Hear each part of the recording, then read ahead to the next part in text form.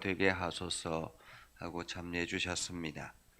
누가복음 22장 54절에서 62절 다 같이 함께 읽겠습니다.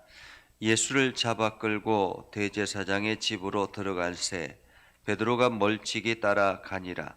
사람들이 뜰 가운데 불을 피우고 함께 앉았는지라. 베드로도 그 가운데 앉았더니 한 여종이 베드로의 불빛을 향하여 앉은 것을 보고 주목하여 이르되 이 사람도 그와 함께 있었느니라 하니, 베드로가 부인하여 이르되 이 여자여 내가 그를 알지 못하노라 하더라. 조금 후에 다른 사람이 보고 이르되 너도 그 도당이라 하거늘 베드로가 이르되 이 사람아 나는 아니로다 하더라. 한 시간쯤 있다가 또 한 사람이 장담하여 이르되 이는 갈릴리 사람이니 참으로 그와 함께 있었느니라. 베드로가 이르되 이 사람아 나는 네가 하는 말을 알지 못하노라 하고 아직 말하고 있을 때에 닭이 곧 울더라.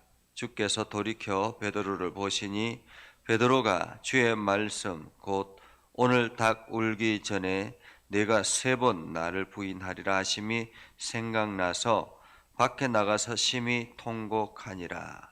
아멘. 오늘도 하나님의 은혜가 여러분의 삶에 가득하기를 바랍니다. 여러분들이 하는 모든 일들 가운데서 주님의 은혜와 능력이 나타나기를 주님의 이름으로 축복합니다. 우리가 코로나19가 시작이 되면서 많은 매스컴이나 또한 정부에서 교회에서 확진자가 나왔다라고 하면 엄청나게 보도가 되었습니다. 그래서 한동안은 교회에 다니는 것조차 부끄러워하기도 하고, 그래서 자기가 교회에 다니는 것을 감추며 지내는 그러한 시간들도 있었습니다. 때로는 우리가 신앙생활 하면서 신앙생활 하는 것에 대해서 위기를 느끼기도 하고 그 가운데서 여러 가지 어려움을 경험할 때가 있습니다.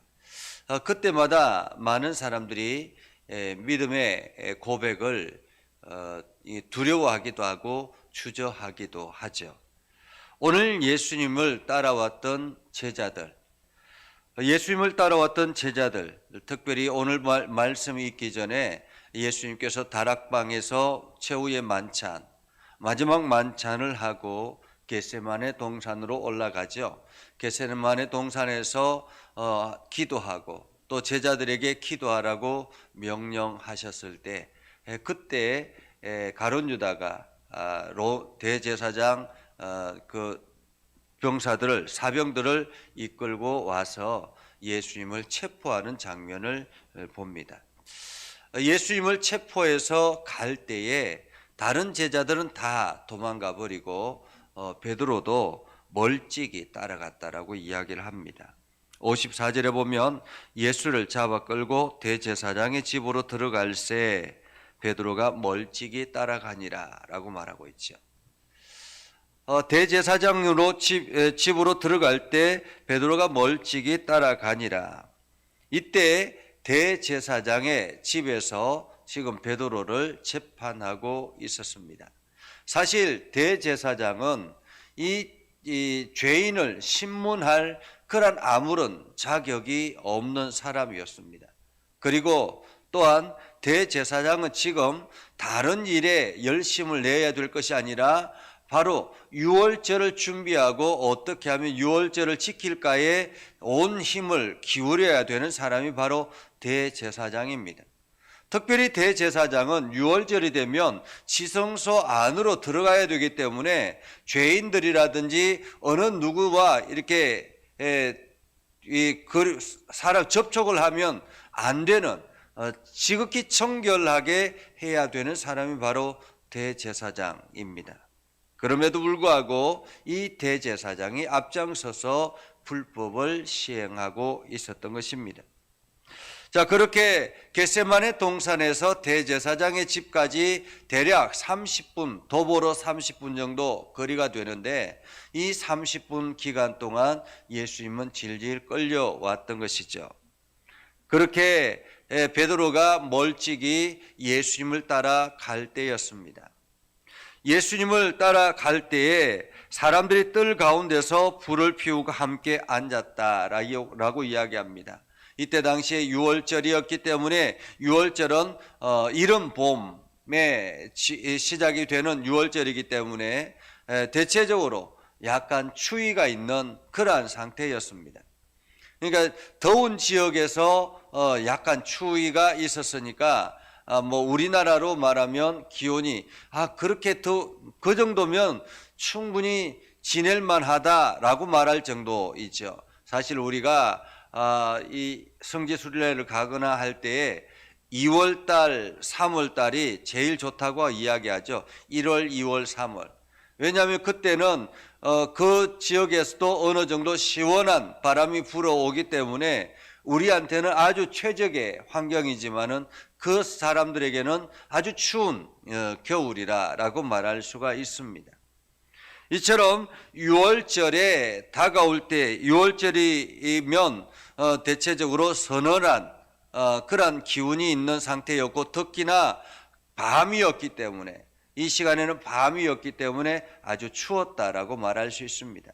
추웠기 때문에 사람들이 불을 피워놓고 지금 대제사장의 안에서 신문하고 있는 예수님의 그 신문을 지켜보고 있었던 것이죠. 베드로도 그 가운데 다른 사람들과 함께 그 가운데 앉았습니다. 그때에 한 여종이 찾아와서 베드로에게 이야기합니다. 여기 여종은 문지기, 문을 이렇게 문을 관리하는 그런 문지기라고 볼 수 있습니다. 문을 지키는 여종, 대제사장의 집에서 문을 열어주고 문을 지키는 그러한 여종이었는데 아무래도 이 베드로가 느낌이 이상했던 것 같습니다. 그래서 수상한 생각이 들어서 찾아와 가지고 베드로에게 이야기를 하죠.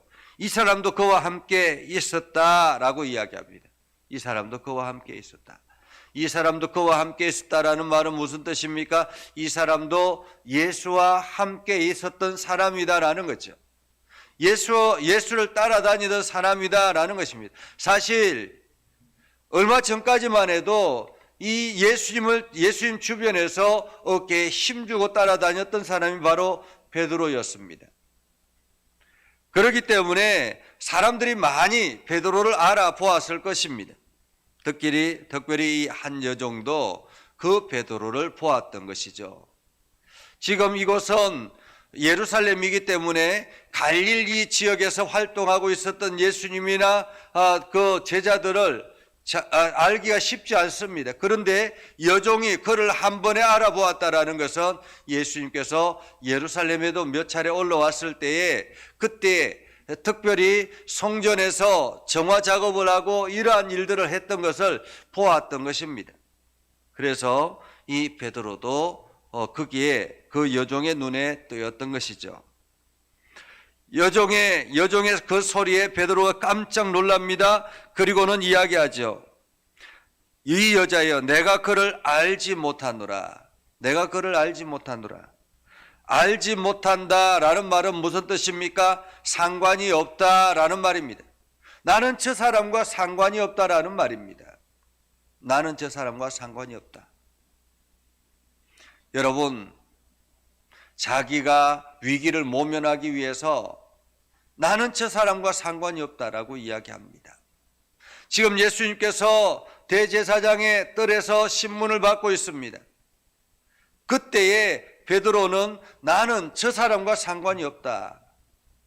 우리가 신앙생활하면서 이렇게 상관없는 척 예수님과 거리 두기를 할 때가 많이 있습니다.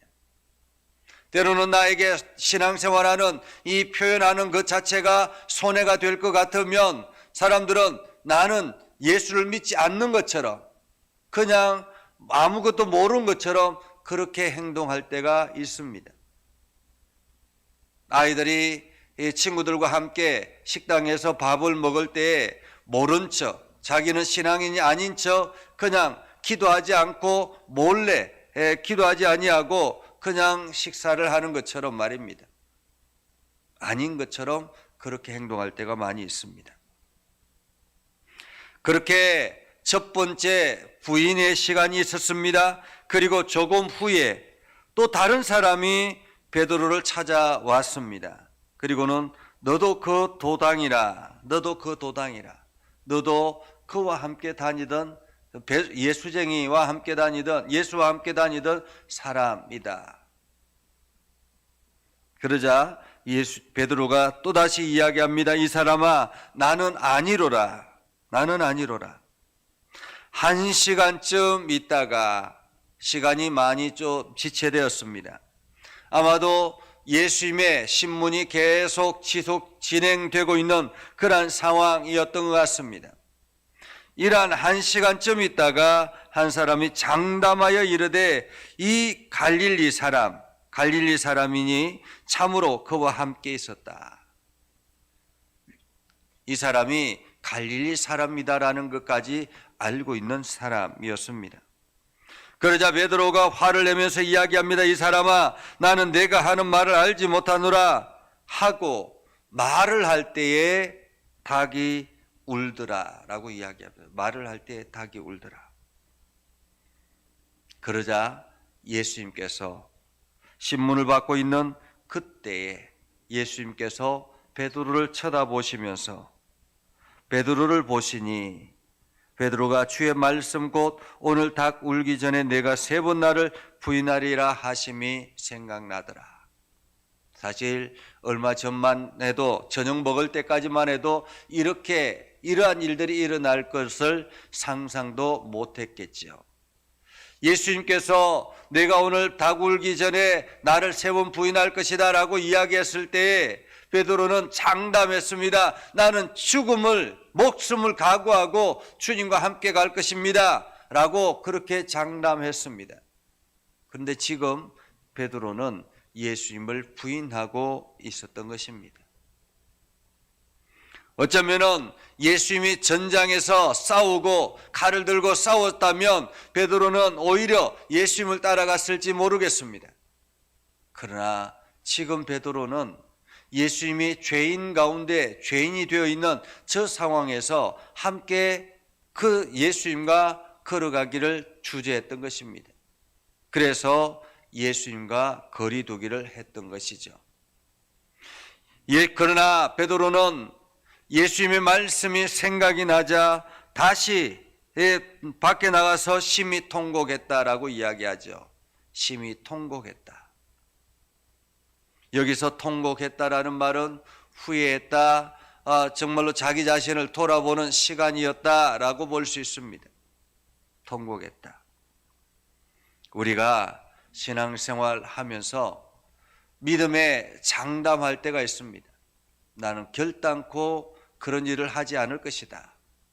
그러나 상황이 닥치고 상황이 바뀌면 우리도 베드로와 같이 연약함을 보일 때가 있습니다. 그러나 우리가 다시 돌아올 수 있는, 회복할 수 있는 길은 하나님의 말씀이 우리 마음속에 심겨져 있을 때 우리는 다시 돌아올 수 있는 것입니다. 말씀이 내 안에 없으면, 하나님의 말씀이 내 안에 심겨져 있지 아니하면 우리는 돌이킬 수 없는 것입니다. 오늘 베드로가 예수님의 말씀이 기억나지 않았다면 어쩌면은 계속 예수님을 부인한 채 지냈을지도 모르겠습니다. 그러나 예수님의 그 말씀이 생각나자 베드로는 나가서 심히 통곡했다라고 이야기하죠. 오늘 우리는 신앙생활하면서 하나님의 말씀이 내 안에서 심겨져야 한다는 것을 다시 한 번 더 생각하게 됩니다. 그리고 우리는 연약한 존재이기 때문에 어떤 상태에서든지 장담할 수 없는 존재다라는 거죠. 그래서 날마다 우리가 신앙의 영적인 자만을 하지 말아야 하는 것입니다.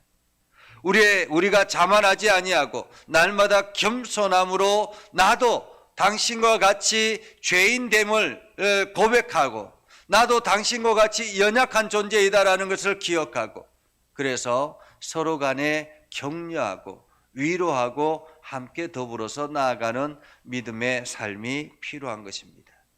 여러분들에게 오늘 이 은혜가 있어서 날마다 여러분 주변에 또 다른 사람들을 격려하고 용기를 심어주고, 그렇게 해서 함께 힘을 합쳐서 주의 길을 걸어갈 수 있기를 주님의 이름으로 축복합니다.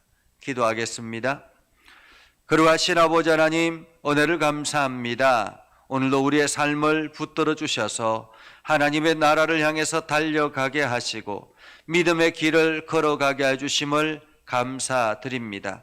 아버지 하나님, 저희들은 연약합니다. 오늘도 베드로와 같이 우리들도 끊임없이 하나님을 배반하고 주의 말씀을 가볍게 여기며 불신하며 행동했던 적들이 많았음을 고백합니다. 그때마다 하나님의 말씀이 기억되게 하셔서 날마다 그 말씀을 통해서 우리가 주께로 돌아오는 역사가 있게 하여 주시옵소서. 아버지 하나님, 우리 예전교회를 긍휼히 여겨주시길 원합니다. 예전교회가 믿음에 굳건하게 서게 하시고 하나님의 영광을 드러내게 하시고 복음에 합당한 열매를 맺게 하여 주시옵소서. 하는 모든 일들마다 주의 은혜와 사랑이 넘쳐나게 하여 주시고, 특별히 아버지 하나님, 우리 세 분 장로님을 강하게 붙잡아 주셔서 영육간에 강건케 하여 주시고 육신이 건강하게 하여 주셔서 주의 일들을 힘있게 감당하게 하여 주옵소서. 아버지 하나님, 우리 권사님들과 집사님들을 붙들어 주시고 우리 장로님들과 협력해서 교회를 든든히 세워나가도록 하나님 은혜를 베풀어 주시고, 특별히 기도의 어머니로서의 사역을 잘 감당할 수 있도록 하나님 영적으로 풍성하게 하여 주시옵소서. 육신의 연약한 이들을 어루만져 주시길 원합니다. 주님께서 강하게 하여 주시고 담대하게 하여 주셔서 하나님의 나라, 하나님의 뜻을 이루기 위해서 힘을 다하는 거룩한 백성들이 되게 하여 주시옵소서. 주님께서 연약한 이들의 그 육체를 어루만져 주셔서 깨끗하게 치료하시고 회복되게 하셔서 주의 일꾼 삼아 주시옵소서. 아버지 하나님, 오늘도 우리 예전교회 모든 식구들을 하나님 지켜주시고 저들이 하는 모든 일들마다 형통의 복을 누리며 살아가게 하여 주시옵소서. 특별히 아버지 하나님, 돌아오는 주에 우리가 찬양 집회를 하려고 합니다. 아버지 하나님, 주님께서 박정호 장로님에게 능력에 능력을 더하여 주시고 영적인 권세를 허락하여 주셔서 그의 입술을 통해서 하나님의 역사하심을 간증할 때 듣는 모든 이들이 변화되고 용기를 얻을 수 있도록 하나님 인도하여 주시옵소서. 이번 기회를 통해서 우리가 열심히 전도하게 하셔서 또한 우리 주변에 많은 사람들이 믿음의 길로 이끌어갈 수 있도록 하나님 저희를 붙잡아 주시옵소서. 거룩하신 아버지 하나님, 이 나라와 온 열방을 긍휼히 여겨 주시고 이 나라가 바르게 세워지게 해주시고 온 열방이 주께로 돌아오도록 역사하여 주시옵소서. 특별히 우크라이나에 있는 이 전쟁 가운데서 이 전쟁이 속히 종식되게 하여 주시고 지금도 수많은 사상자들이 일어나고 있는 이 가운데서 하나님 저들을 위로하여 주시고 용기를 허락하여 주시옵소서. 오늘도 주님의 말씀이 우리의 삶 가운데 가득하기를 소망합니다. 주님 역사하여 주시옵소서. 예수님의 이름으로 기도드리옵나이다. 아멘. 이제는 우리 구주 예수 그리스도의 은혜와 하나님 아버지 극진하신 사랑과 성령님의 감화 감동 역사 위로 교통하시며 은혜가 주의 말씀 붙들고 나아가는 믿음의 백성들 위해 하는 모든 일들 위해 영원토록 함께 하옵시기를 간절히 축원하옵나이다. 아멘.